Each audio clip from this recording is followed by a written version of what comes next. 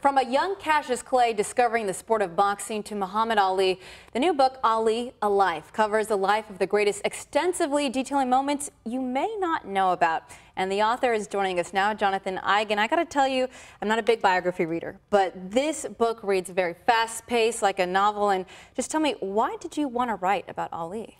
Well, I loved him as a kid. I had his poster on the ceiling of my room. He's a hero to me. But nobody had written the complete biography yet, and I was kind of shocked to realize that. And it was the perfect time to do it because it had been 50 years since his rise to fame when he became the heavyweight champion.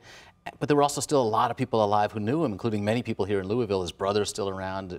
Three of his four wives are still around. So it was the perfect time to really try to tell the whole story. And I love that in the book you mention people by name, streets, and a lot of things people in Louisville can recognize. And tell me, how did you gather all this information? Because you've got a lot of info on Ali here. This is about 4.5 years of work, 500-600 interviews. I spent a lot of time here. I spent a lot of time on the road visiting the people who knew Ali the best.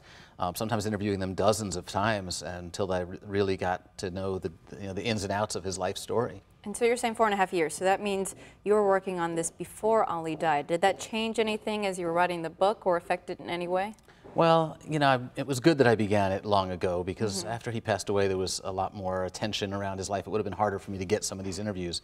When I began, people weren't really coming around asking about Ali as much, so I had the field to myself for a while. And then when he passed away, I had to hurry up and write it as fast as I could. Okay. Yes.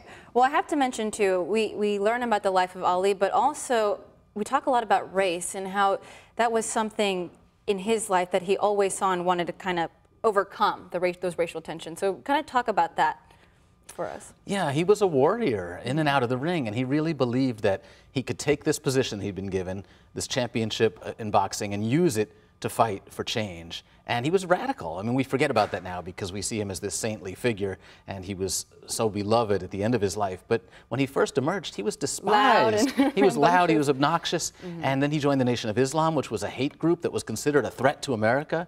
So he was a dangerous man, and we need to remember both of those sides of the story. Yeah.